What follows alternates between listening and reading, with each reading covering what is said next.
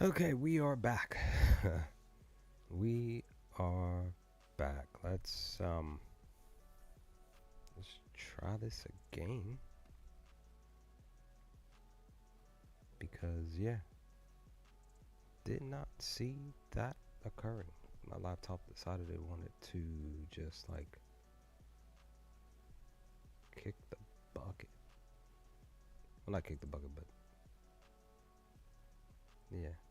Um, so I got one lock pick in. Was the Washington Wizards to cover the spread against the Cavs tonight?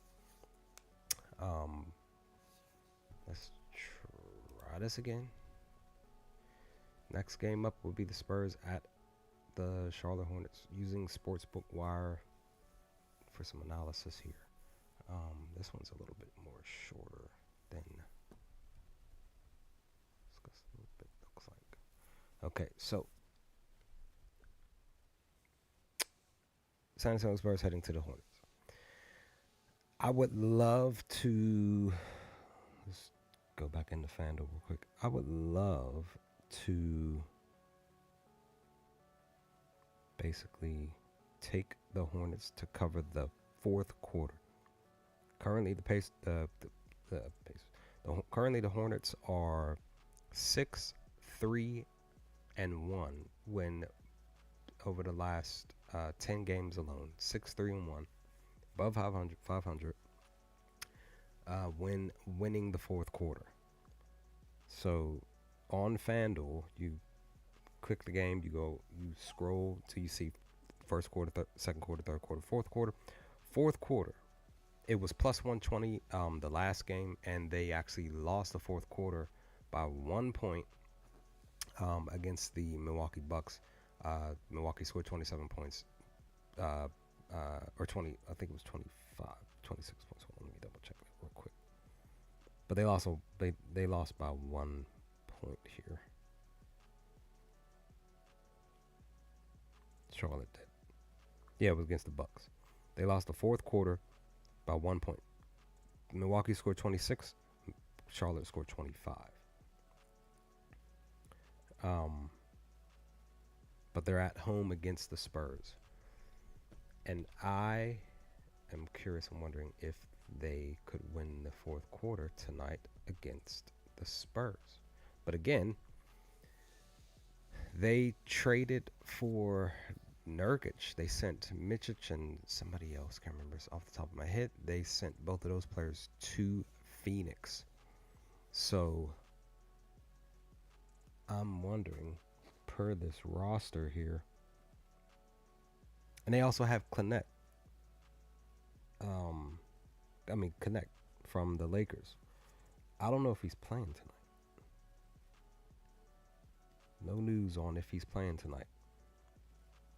Let me look at something. Let me see if they have any lines open for Connect here. Anything at all. See, currently all they have is Vassell, Barnes, and Paul. So we're more than likely have to wait until, say, well, they have Melo on here. Maybe Melo's coming back. So, yeah.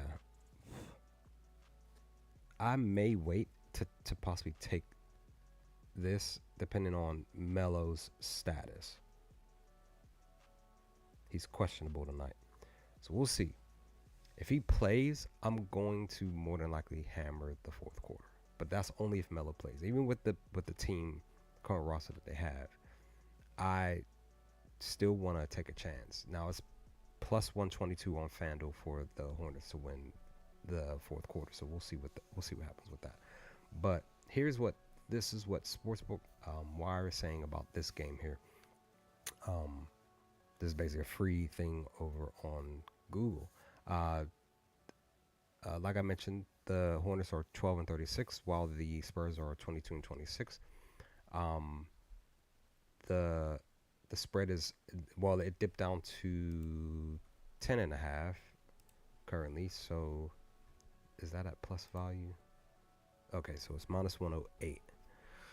So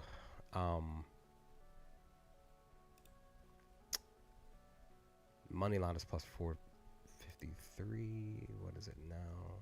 Plus 400. So dip down some too. So the it looks like they're actually predicting. Okay, so they're predicting for this to go under 224. Um, so it's 228. This is actually a perfect spot actually. Um, I might end up taking the under on this game, but let's see what they're saying for this game. So let's see. The Spurs have won 75% of their games this season when they were the favorite. They're 12-4 currently. They have not yet played a money line favorite of minus 613 or shorter. Spurs have 86 have an 86% chance to win the contest based on the moneyline plot probability. Hornets have been underdogs in 41 games this season and won only 10, 24.4%.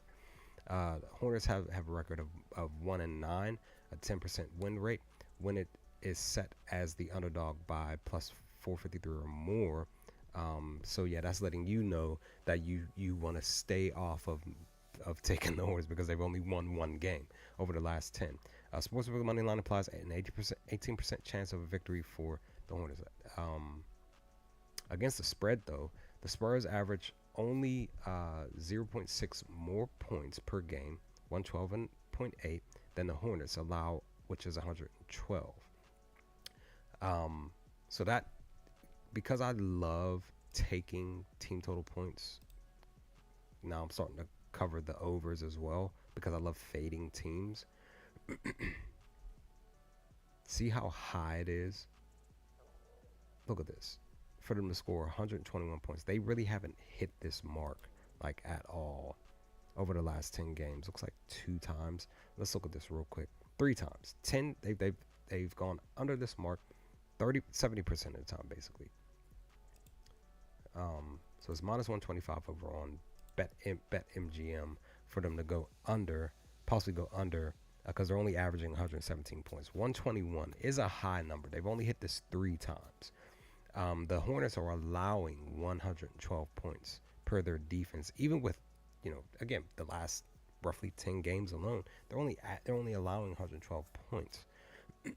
Could San Antonio come in here with De'Aaron Fox on the squad now? Could they come in here and score this 121? It's definitely a possibility for sure.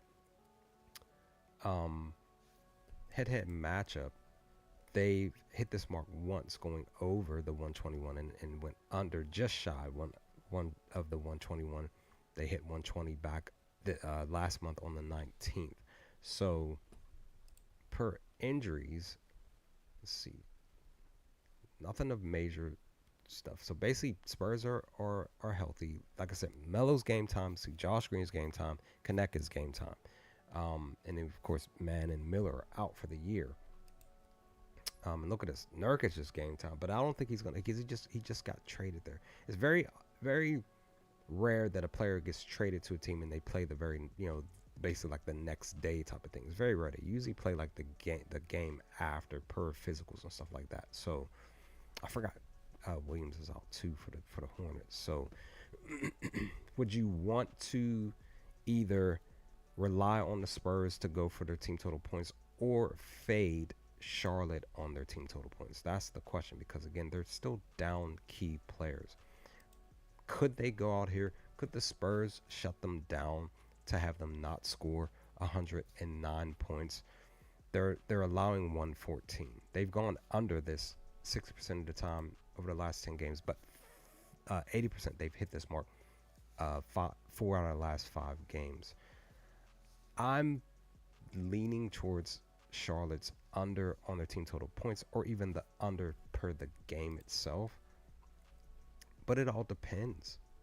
It really depends on what the Spurs are going to do per this game. And I didn't mean to do that. I'm going to go with the over here.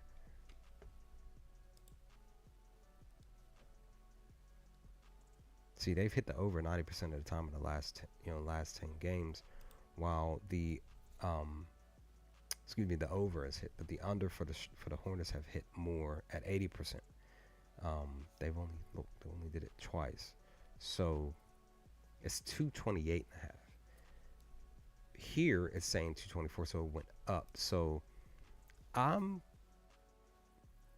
I'm feeling like, because this to me again, the number went up per what sportsbook, because this is from what I remember. They put this stuff out hours ago, like past several hours, like 15 hours ago, whatever. This information, it's 2:24. Um, so I'm gonna go with the. I'm not gonna. I'm gonna stay off of the Hornets team total points. Last time I took the past couple times that I tried to rely on the Hornets to cover their team total points, or actually fade them, they if I remember correctly, they did the opposite. So I'm gonna actually go with the over. This is gonna be my lock pick. It's 228. It's over on DraftKings. That's what I'm gonna take. If Melo doesn't play, that's even a better slate for this to possibly more than likely go under. So this is what I'm gonna take per the lock pick, second lock pick, and then we can just dive into the rest of our picks for today.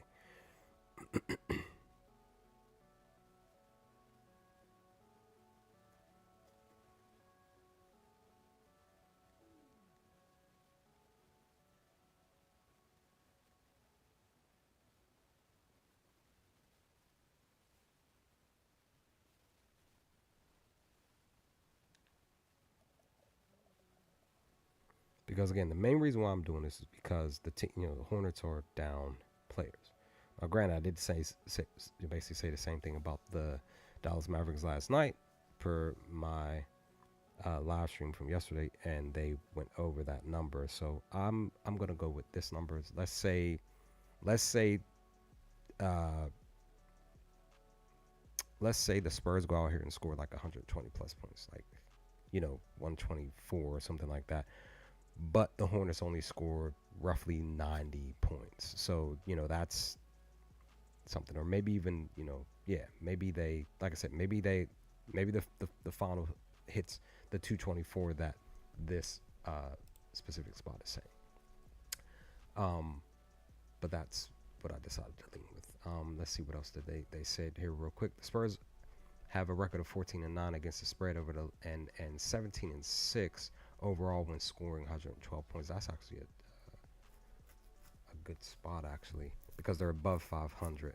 Um, while Charlotte is putting together an 8-3 when it's pertaining to the spread record, and a 7-4 overall game in games that scored more than 114. But that's the thing.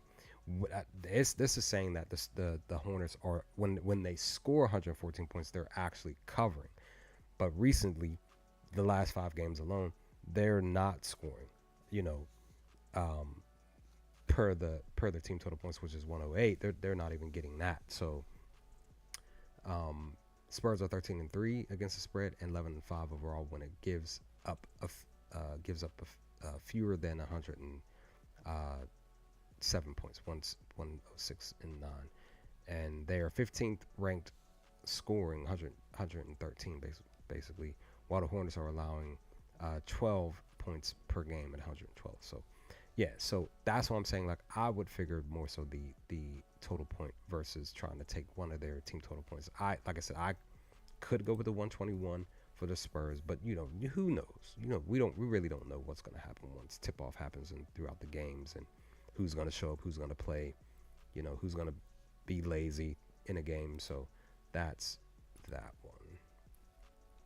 Next up, Heat versus the Nets. The Nets were a covering machine earlier in the year. Let's see what else we have here. Dude, that Boston Mavs game was like dopeness last night. I just want to mention that real quick. Let's go up here. Okay, Heat at Brooklyn. Let's see what they say here. Make sure I'm on the game. Again, all of this stuff I'm just now looking at for the first time. The rest of it. Let's see. Their prediction is to take the Nets. This is plus 7.5. They dipped down to 6. They're also predicting this to go over because it's so low, 209.5. It went up to 10. They're actually predicting a 111 to 108 final score. Heat. Let's see. So the Heat are 18-11 games where they were listed as the favorite to win in the straight up, 62%. When it has played as a moneyline favorite with the odds minus 284 or shorter, Miami has a record of 6-2, 75%. Heat have a 74% chance to win this matchup based on the moneyline's implied probability. The Nets have 14 or 31.1% of the 45 games they've played as the dog. Oh, no, excuse me. They have won 14 games. This season, the Brooklyn Nets have also won 8 of 32 games, or 25% when they're the underdogs at plus 230. The money line for this contest applies 30% chance of victory. This is higher than the Hornets, actually. It's like 12 points higher. Okay, spread-wise, the 111 point per game, the Heat score only 1.2 fewer points than the Nets are allowing, which is 112. When Miami totals more than 112, it is 13-9-1 against the spread and 14-9 overall. It's still a positive spot here for the Heat when they are scoring 112. Brooklyn is 13-4 against the spread and 9-8 overall when it scores more than 110 points. So let's look at the team total points here. Let's look at the Nets. Let's see what they're doing here. Best value is 102 to go over to score 103, 101 to go under, minus 102 over on BetMGM, minus 105 over on DraftKings for them to go over. Let's look at the under for the Nets here. They've hit this mark 70% of the time. They were more of a lock earlier over the last 10 games, but the last 5 games they've only hit it 40% of the time. So if we swap to the over, they're hitting it at 60% of the time. Again, the Nets are allowing 111 points, 110.8. Head-to-head matchup, though, it's 50%. 3 on, 3 off. More recently, pretty much, basically, this was it. What is it? So this was last year. This was this year. These two, they've gone under, actually, against Miami. One away and one at home. But again, the last 5 games, they're actually averaging 102. Per the 10 games, it was 97. It was 96.9. But it's 102 currently that they're averaging over the last 5 games. So the question becomes, because it's minus 125, there's actually a decent enough value to consider taking them to go, possibly to go over this mark. Again, it's 102, 101 and a half for them to, and they're averaging 102 points. But Miami, that's the thing, Miami is allowing 111 points. This is key information as to say, like, hey, when we go back and look at this stat here, Brooklyn, again, per the spread and everything, when they are scoring over 111 points, they're covering the spread. So this is letting you know that they have a chance to go over this 101 and a half. It's a high probability. Let's see. What else? The Heat are at the 22nd spot in the NBA charts, 111 per game, points per game, while the Nets allow the 12th fewest per game, which is a number up, 112 in the league. 29th scoring NBA team, 105, is Brooklyn. Again, see, this is letting you know that you would probably more than likely still take the Nets to score 102 points tonight, because they're averaging currently 105, while the Miami Heat are 7th at scoring 111. Let's look at the Heat real quick, because I'm thinking about taking the Nets, the over here for the Nets. Let's see. Even though technically the last 2 games this season alone, they're literally basically averaging 90 plus points. So they're just shy, maybe 5 or 6 points of hitting the 101. So the Nets excuse me, the Heat for the over. The best value is 108 and a half, 109. Last 10 games, they are 40%. They've been struggling to get. They're averaging 112. Last 5 games, they're averaging 114. They've only gone over this 106, the 108 and a half twice. Again, the Brooklyn Nets are allowing 112 points. So I would rather the better risk for the team total points would be the Brooklyn Nets, and that's what I'm going to do. I'm going to take the over. BetMGM.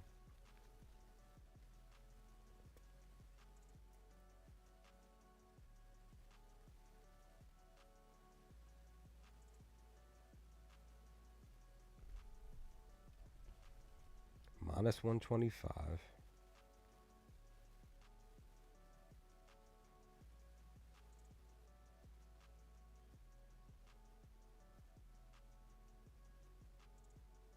I'm going to take this one here.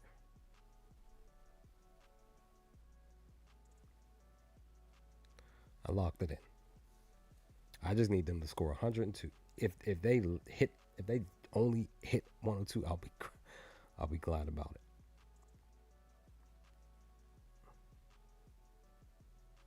Like my only pick that hit, and that's the thing.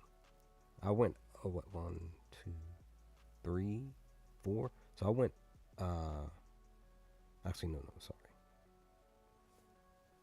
I went 1, 2.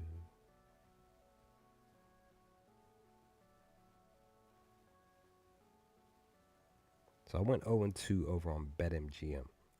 So the last time I went in green for a victory out of all of my picks recently was the Brooklyn Nets to go under their team total points, which was 108 and a half. See, per what it's showing here, the best value would be minus 102 for them to go under this 102. So it dipped down basically since the last game, which is very interesting. And I think it's the only reason why they did that is they're basing it based off of the last couple of games that they played against Miami. So I'm gonna go on ahead and take this is the risk. This is the one risk that I decided to take here. So next game up. So we're halfway through. Next game, like I said in the stream prior, that I kind of feel like this might possibly be the game of the night. Maybe, possibly. Bucks at Atlanta. But the thing is that they just traded Hunter to the Cavs for Karis LeVert. I doubt Karis is going to play tonight. So we'll see what happens with that. Let's see. So it's 4.5. Well, it's 5.5 now. It's 242 to go over or under, and then of course the money line is what it is. They are predicting the under 230. Well, again, 242 versus 236. That's a big one. I might go with the total points here because it jumped up, and I might fade it. Let's see. They're actually, look at this. They're predicting a Bucks win by 1 point. All right, so let's see. Bucks have compiled 25 and 13 record in games where they're favored on the money line, 65%. When playing as a money line favorite, the odds of minus 205 or shorter. Now, again, it went up for them here, 215, but it's saying 205. So it was originally was 205. They have a record of 18-7. So I'm kind of wondering what it would be if it was 215. The implied money line probability in this matchup gives the Bucks a 6-7% chance, which is them basically saying that the Bucks have definitely a chance of winning. This season, the Hawks have won 15 out of 33 games, or 45%, in which they've been the dog. Atlanta has a record of 7-11, 39%, basically 38.9 win rate when it's set as the underdog at plus 172. But again, it jumped up to 190, plus 194 currently over on FanDuel. The money line for this contest implies a 36.8 chance of victory for the Hawks. Spread wise, the 114 points per game the Bucks score are 5 fewer points than the Hawks, 119. The Milwaukee is 15-13 against the spread, 17-1 overall when scoring more than 119 points. When it's when it scores more than 112, Atlanta is 18-15. It's on the positive side against the spread and 19-14 overall. The Bucks scored.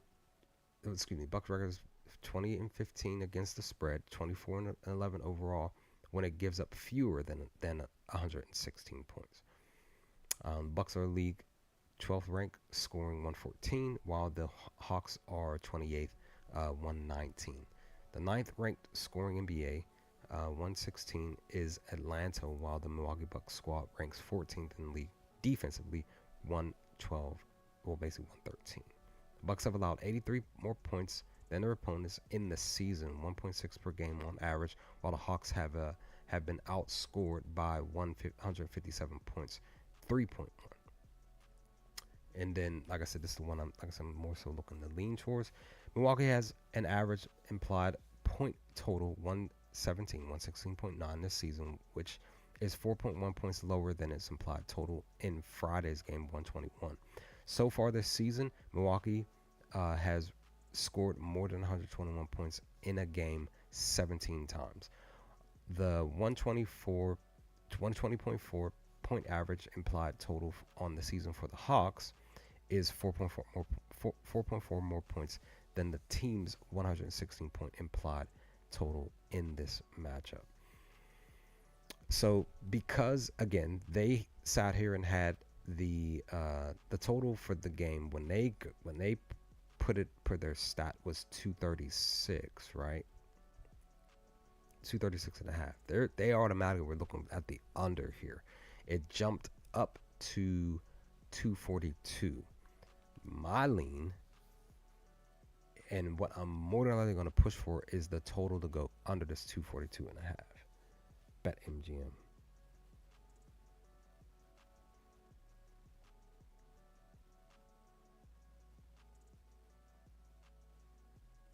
See, and it even dipped down one, 241 and a half. But I'm just going to go on ahead and grab this here. Because again, they just traded away one of their really good players who scores. They grabbed a Karis LeVert that sometimes scores 10 plus points. Sometimes, not all the time. And he's not. He was passing a little bit, but yeah, they ended up, and they also have Niang, who again sometimes scores some points. So it's just like they lost a key player that when you really look at, let's go here. Let's go to the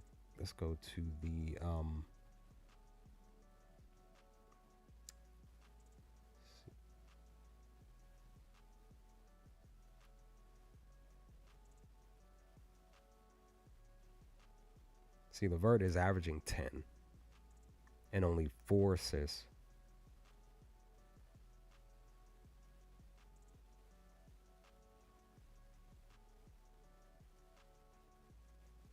They did grab Terrence Mann from the that's right, they did trade for Terrence Mann from the Clippers too. I forgot about that. But Niang is averaging 9 points. So that's what I'm saying. They get 3 players that technically in total per their average, let's see, 19. They average 25 in total points with those 3 coming to the team. So yeah, Risser, he's iffy. Like yeah, the last 5 games he's scored 15 points 3 out of the last 5. Would he score 15 points tonight on the Bucks? Let's look at it. It's just something that I'm just kind of just like, could his points be of help? Could Okongu's points be of help to get them to score, say, 115? While the Bucks say score maybe 120, 5, or even, yeah, you know, yeah. Look at this: 40% last 5 games, 60%. Per the small forward position, they're actually allowing 22 points. You like this? I would lean towards him, towards taking his this 14, which is minus 110 over on DraftKings. Head-to-head matchup though, he was getting 18 minutes last season against them, and he's only averaging 7 points, but he's averaging 12, just a point lower than his projected points over the last 10 games, but then 16 over the last 5. So it's just something that you may want to look at and consider. But again, because the number went up, I'm going to go on ahead and I'm going to take the under 241.5. This is my lock. Not my lock, but this is what I'm deciding to go with per this pick here for the Atlanta Milwaukee game. We are almost done. We're halfway. So Philly at Detroit. This might be, again, this possibly could be the game of the night here. This is literally the first game that I looked at and I was like, that might be actually the game of the night.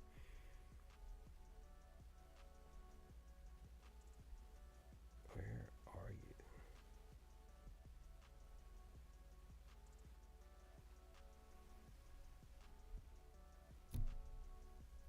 There we go. Okay, Philly at Detroit. What are they saying? So, what was that? 3.5, 224.5. So it went up. Spread went up 4.5. Total went up 125.5. Looks like it dipped up a little bit. So it dipped down. No, wait. Yeah, it dipped up as far as the money line for both. Minus 175 plus 158. So Philly, their prediction is Pistons to cover the spread, the under to hit, final score 115-109. Interesting stuff. I think it's because Detroit was playing some good enough defense the last several games. I think that's why they project this. That's the other thing. Is Embiid playing? Let's see. He may not be playing. And I don't think George. So Paul came back the last game. He had 9 points and 2 steals, but he had 2 assists. He had 3 steals, though, which is good, actually, on the defensive side. Drummond was out the last game. Embiid is playing tonight. Since he's been back, basically, nobody saw Embiid getting a triple double. No, I didn't see him getting 10 assists. I definitely saw him getting 10 boards. I didn't, there was a chance. I was thinking he was probably gonna get 20 plus points, maybe 25. I really didn't see him getting close to 30, but nobody saw him getting a triple double last game against Dallas. That they won by 2 points. But that was the pick. That was my lock pick that hit the other day too, so that worked out. But this game, let's see, what would I do here? All right, let's look at this. 76ers have a 12-8 record in games they were favored in the money line, 60%. Philly has gone 10-5 when playing as a money line favorite with the odds minus 164 or shorter, 66%, so 67%. Makes me wonder what it is for that minus 175 now. The implied money line probability in this matchup gives the 76ers a 62% chance to win. This season, though, the Pistons have been the underdog 34 times and won just shy of halfway. They're just a few games shy of halfway. 15 points, which is 44%. Detroit has a record of a 12-14, 46, which is my favorite number, win rate when it is set as the underdog at plus 137 or more. So again, it's 158 right now currently. Odds implied money line is 42% chance of the Pistons winning. That's actually a decent percentage, actually. When it's pertaining to the spread, 76ers are allowing only 4.7 fewer points per game, 109, than the Pistons, which is 114. Philly has a 10-5 record against the spread, 10-5 record overall when putting up more than 114 points. Detroit are, though, 19-10 against the spread, 18-11 overall when they score more than 113 points. Philly's record is 12-13 against the spread, 16-9 overall when it gives up fewer than 113 points. The 76ers NBA 25th ranked scoring team, 109, while the Pistons are 17th ranked, 114. Detroit is the NBA's 16th ranked offense, 113. Philly is 14th ranked, just a little bit better, 113. And the 76ers have been outscored by 178 points this season, 3.5 points per game on average, and the opponents for the Pistons have outscored them by 55 points or more on the year, 1.1 per game. So I'm leaning more towards the Pistons team total. Let's look at it here. Before that, let's look at player props real quick. Let's see. I haven't touched Cunningham in a long time. I could go with Doran, though. But let's look at Cunningham. Let's look at points and assists. So points and assists, minus 104 is 38 and a half for him to get 39. He's hit his mark 70% of the time. He's only missed it 3 times. 80% in the last 5 games. He only missed it once. Per the point guard position, they are actually allowing 20. What's that?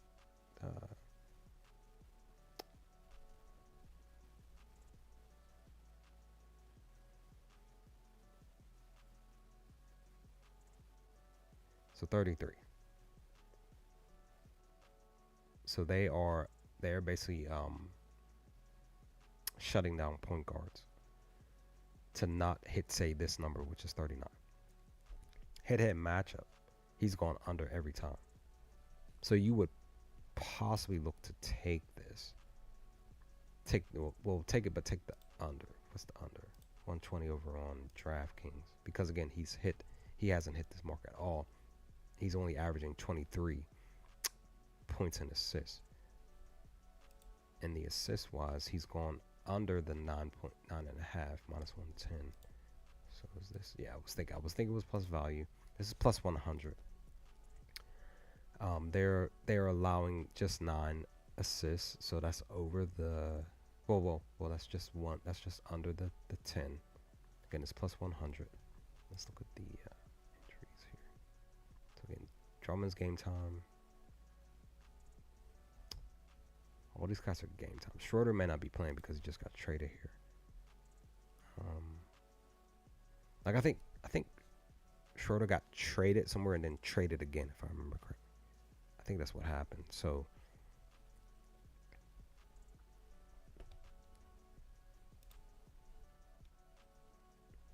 I could maybe possibly go with Embiid, but I did in my betting group that I'm in.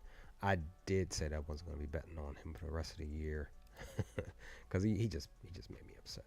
This is a plus value, but it's 43 and a half. He's hit his mark basically 4 out of the last 5 games at 80%, but 60%.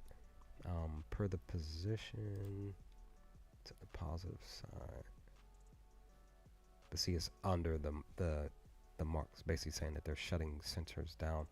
Could they shut Embiid down if he were to play tonight?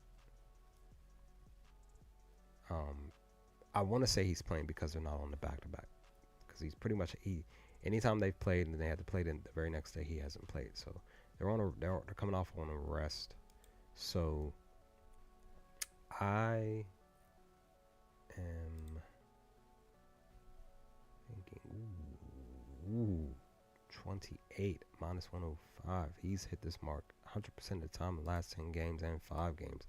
Head-to-head matchup, though, just 3 times 60% when scoring 28 points. Per the point guard position, they're allowing 24 points, shutting the point guard down by just 3 points.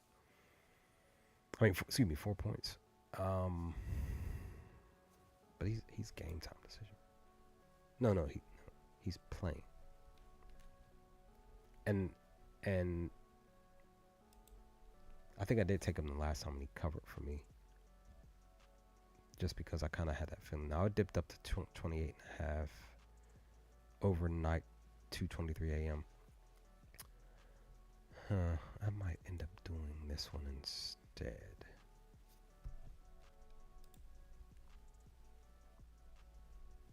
Again, Embiid's in.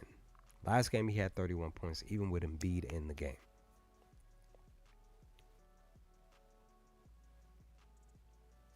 What's his assist here? Let me see. 6.5. He's averaging 7.6. They're allowing 8 per the point guard position. Head-to-head matchup, he's averaging 7.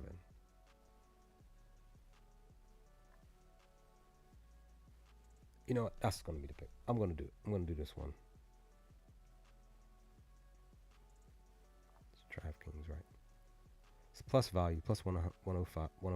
I'm going to do this one instead. I was going to go with the team total points for the Pistons, which I might do on the side.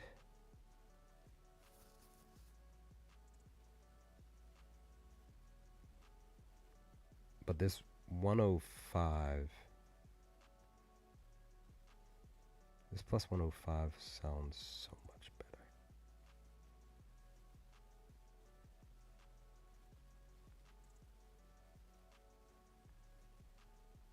Let me look at it. Okay. It's weird though because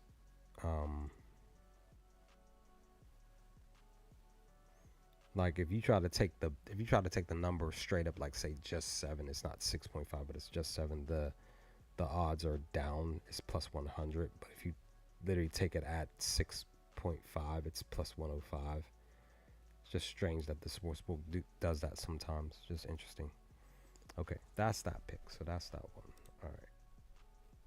We're gonna move on to. We're 2 games away. We're almost done.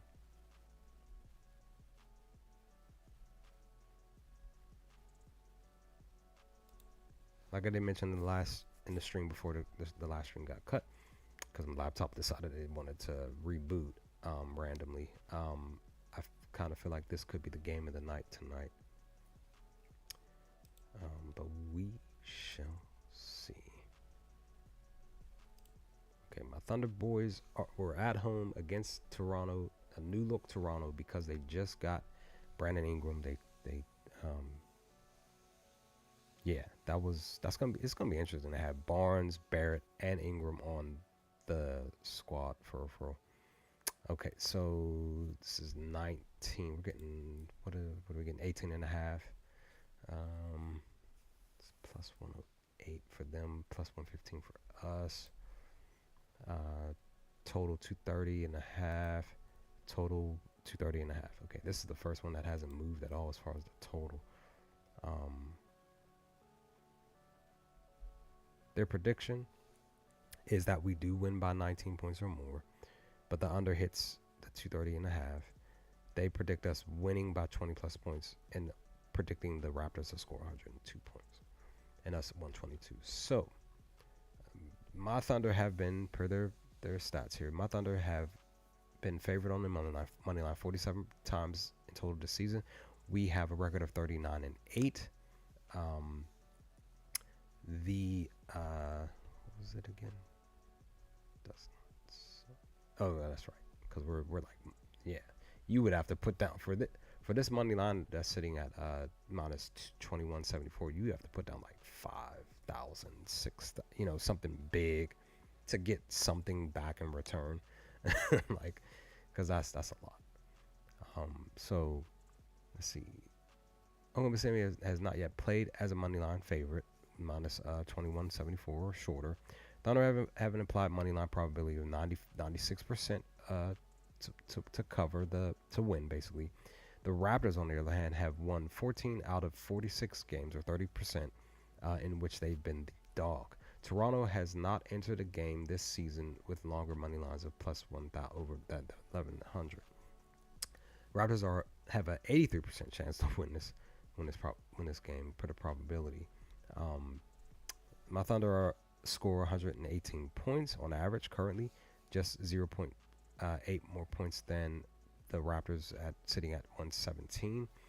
Thunder has a 20-6 record against the spread, and 23-3 record overall when scoring more than 117 points. Toronto 24-12 and 1 against the spread, and 15-12 overall when it scores more than 105. Let's see. My Thunder record is 29-8 against the spread, 35-2 overall when it gives up fewer than 111 points. And then the Thunder are league 5th ranked in scoring, 118, while the Raptors are 25th, scoring 117. Toronto's squad is currently 21st scoring team in NBA, 111, and then my Thunder are best at points allowing, which is 105. We have outscored our opponents by a total of 638 points this season, 13 more points per game on average, and the Raptors have outscored them by 283 more points on the year, 5.6. So I'm gonna go on ahead, and because I think I've done this once so far, I went 0-1. Yeah, I think it was just recent. I am going. Let's see where it's at. Toronto's team total is 105.5 minus 102. This is the best value. Let's double check. Again, this is the best value. Yeah. BetMGM. Last 10 games alone, they've gone over this all 10 games, 100% of the time. Last 10, last 5. Head-to-head matchup, though, we've shut them down 2 out of the last three games. Again, we are literally allowing 105, literally right on the nose. It's just a little bit. It's just 1 point. It's just a point higher, 104.6. That's what we're allowing. Let's see, where did it start out at? So, when it opened, it was minus 110. It opened at 105. It jumped up to the highest that it jumped was 107. Looks like, yeah. So 108. Excuse me. So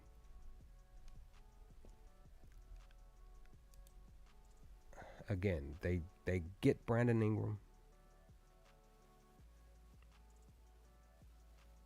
He actually might be playing tonight.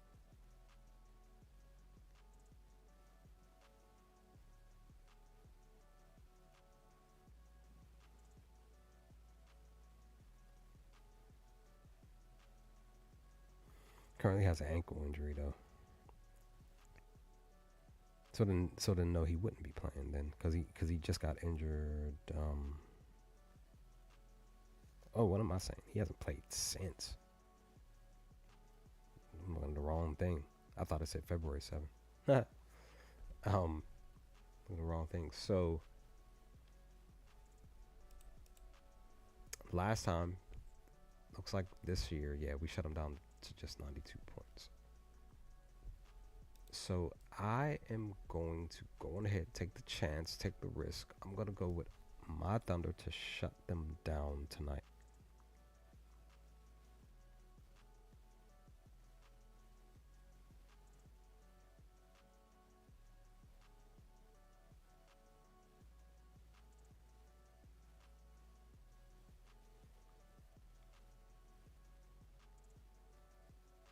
BetMGM. Like I said, I could have taken us to do this, but I wanna see.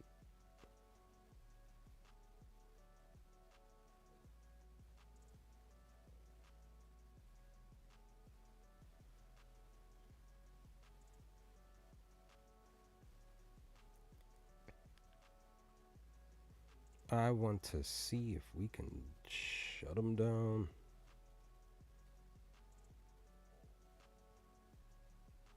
Let's hope that we can. I really do love fading teams on their team total points. I really, really do. Because sometimes it hits, sometimes it doesn't. All right. Last game of the night. Utah heading to Phoenix. 9. Let's see.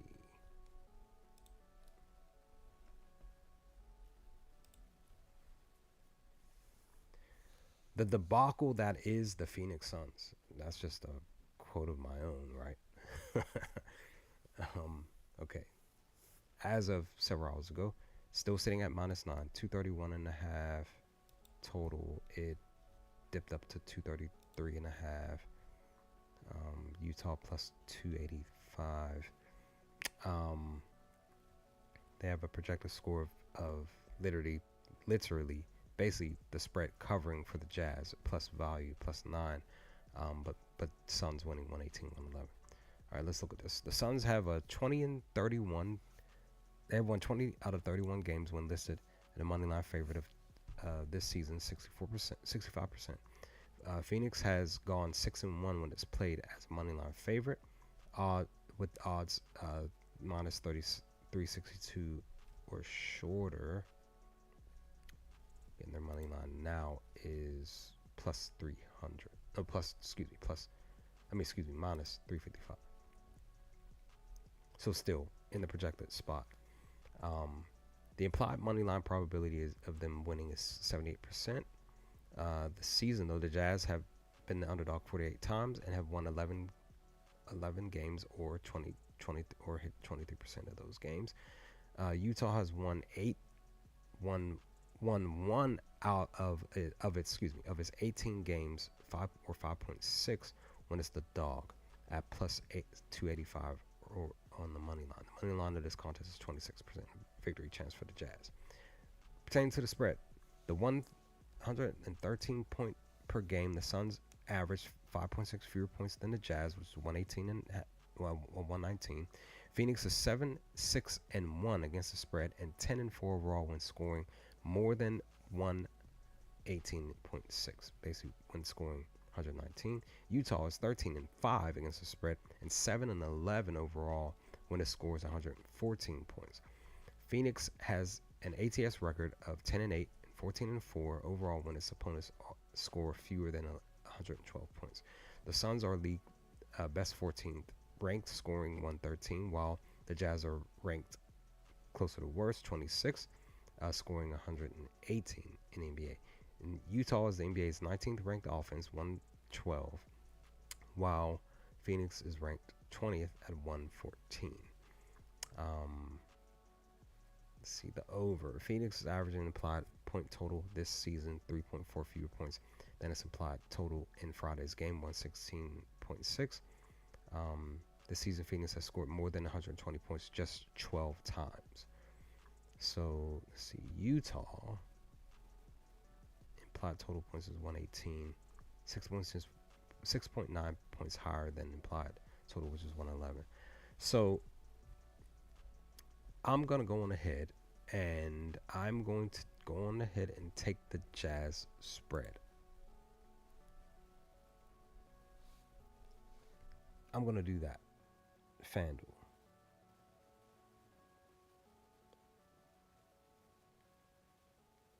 Just because we can look at some stuff on Outlier here. Should show Phoenix. The last 5 games. Yeah, the last 5 games, they've only won by 10 or more points once. That was at Golden State. We can even look at the last, let's look at last 20 home games. Let's see. Last time, because they were on a rope. They're back at home now. So, 1, 2, 3.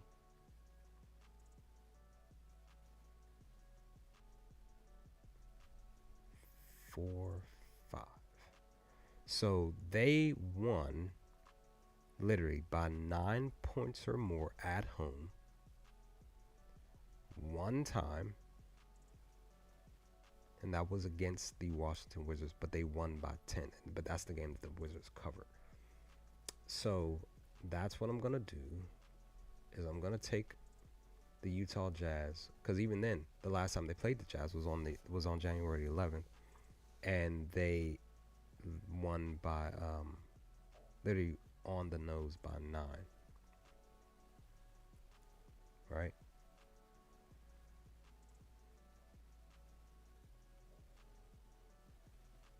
No, They won by 8. So it was just shy of a point. So yeah, so they only did this one time at home, and that was against the Washington Wizards. So that's the pick. I'm gonna take it right now. FanDuel.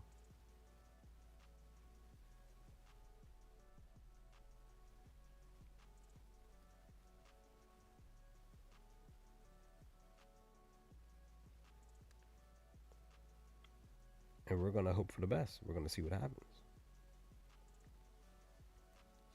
We're gonna see. I just have that feeling that this is gonna go in the route that I want to go. Even if Utah loses, um, that they will at least not lose by this 9 points. So that's pretty much all of the picks.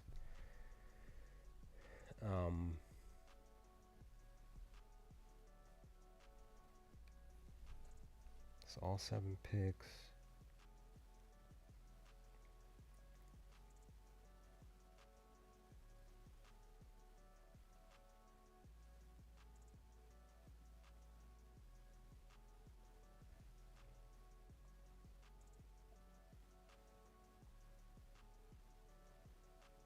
Give me one more moment. I just want to see something real quick because I might do a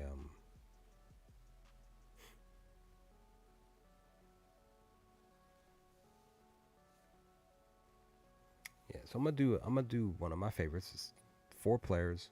Do it right here on live. It's gonna be on FanDuel. 2 players to score 10 points, and then 2 other players to get 1-3. That's one of my favorites. Usually it's a plus 100 or more, higher, maybe 125, maybe more than 50 or something like that, maybe even closer to 200. These are, again, as always, these are more the safer picks because, again, these are NBA players. Most of them, on average, should be averaging 10 points for the most part, who roughly average closer to 20 minutes a game type of thing, who get a decent amount of touches on the court. So let's see what we can do here.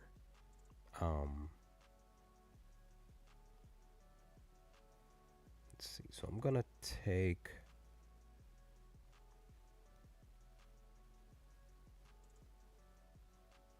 Let's see. Let me look at something real quick.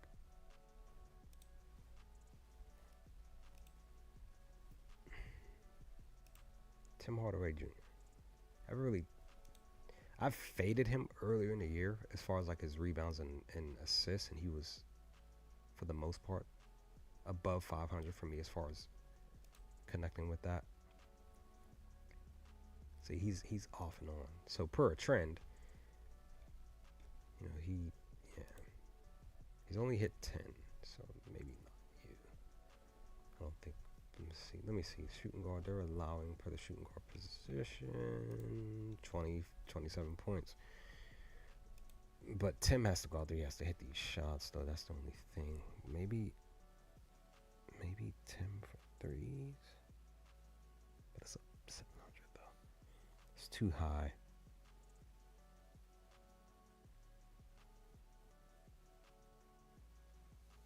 Maybe not do that. Maybe do...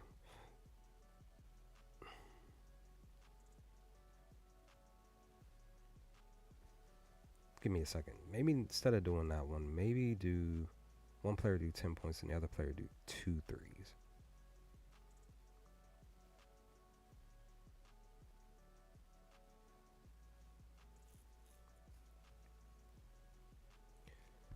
We'll do that instead. So Yabu Selly, let's see, 10 points for you, sir. Need you to literally get 10. Literally. You're averaging 15 the last 10 games, averaging 17 the last 5. Per the position, powerful position, they're allowing 26 points. So in a head-to-head matchup, you are averaging 8 points against Detroit. So this is actually better. This is more of a risky bet, even though it's still a safer pick. do that. And looking at Kate for threes. So he's averaging 2 threes, which is good because that's all I need him to do is get 2. Literally on the nose, last 5 games, 2. Per the position, they are allowing 3, so it's just 1. So that's what I'm gonna do. This is gonna be the pick here. 2-player parlay. We'll do that instead. We'll switch it up today. This is Yabi Sudley to score 10 points, Cunningham to get 2 threes, plus 164 on FanDuel. That is the pick that we're gonna go with here today. Live here on stream.